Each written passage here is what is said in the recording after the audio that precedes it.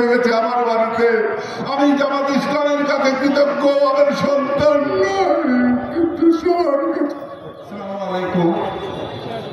আজকের বাংলাদেশ জামাত ইসলামের কর্মী সম্মেলনে উপস্থিত সভাপতি, আজকের এই কর্মী সম্মেলনের উপস্থিত প্রধান অতিথি, মানিকগঞ্জ জেলার সর্বস্তরের নেতাকর্মী ভাই সকলকে আমার আন্তরিক শুভেচ্ছা জানিয়ে আমি দুটি কথা বলে এখান থেকে বিদায় নিব।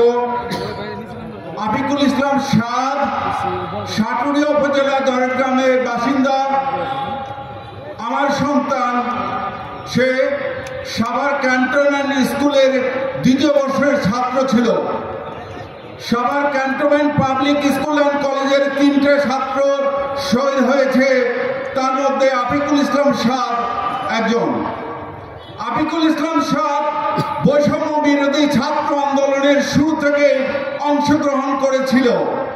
সে গত 16 জুলাই তার ফেসবুক আইডিতে গেলে আপনারা দেখতে পাবেন, সে লিখেছিল কোটা আন্দোলন কেটে স্বাধীনতা আন্দোলন লিখে একটা পোস্ট করে। সেখানে লিখেছিল, আমি 1952 দেখিনি, কিন্তু 2024 দেখছি। শহীদ আফিকুল ইসলাম সাদ 26শে জুলাই তার ফেসবুক পোস্টে লিখেছিল, আগে মনে হতো হাজার হোক নিজের দেশ, এই দেশে থাকার ইচ্ছা, কিন্তু বর্তমান পরিস্থিতি হিসেবে যত দ্রুত সম্ভব এই দেশ ছেড়ে চলে যেতে চায়। তার বিবেক নাড়া দিয়েছিল। তখন 26শে জুলাই সে পোস্টটা করে।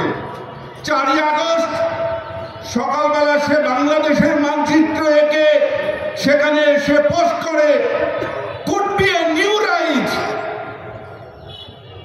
সে নতুন একটা পোস্ট করে, বাংলাদেশের মানচিত্রকে যে নতুন একটা উত্থান হবে। 4ই আগস্ট রাতে বাংলাদেশ তার ফেসবুকে পোস্ট করে, যে দেশের ইতিহাস রক্ত দিয়ে শুরু হয়েছে, ওই ইতিহাস আমার লিখতেও রক্তই লাগবে। 5ই আগস্ট হায়নাদার পুলিশের গুলিতে সকালবেলা মাথায় কপালে গুলিবিদ্ধ হয়ে সাভার এলাম মেডিকেল কলেজ হাসপাতালে 3 দিন মৃত্যুর সাথে পাঞ্জা লড়ে 8ই আগস্ট সকালবেলা মৃত্যুবরণ করেন, শাহাদাত বরণ করেন আমার সন্তান। 8ই আগস্ট এদেশ ছেড়ে চলে যায়, কিন্তু আমাদেরকে দিয়ে গেছে কি? আজকে আমরা সবাই এখানে বসে কথা বলছি, মনের ভাব প্রকাশ করছি।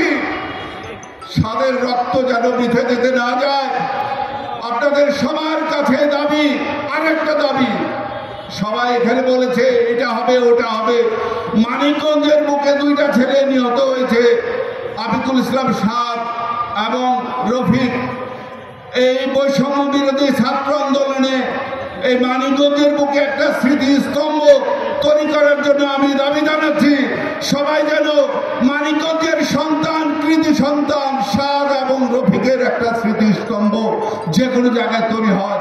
আমি সবার কাছ থেকে আমি বিদায় জানিয়ে, সবার কাছ থেকে আকুল আবেদন জানিয়ে, বিশেষ করে আমার কাকা দেলোয়ার হোসেন কাকা যখন শুনেছে আমার সাদ নিহত হয়েছে, দৌড়ে ছুটে গেছে, দৌড়ে ছুটে গেছে আমার বাড়িতে। আমি জামাত ইসলামের কাছে কৃতজ্ঞ, আমার সন্তান কিন্তু সবার কাছে সবাই। বিসমিল্লাহির রহমানির রহিম।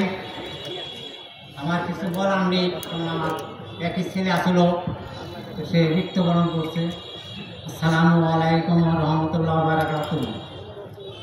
আমার ছেলের জন্য আপনারা সবাই দোয়া করবেন। আমার বলার মতো কিছু না, আমার একটাই ছেলে মাত্র, আর একটা মেয়ে।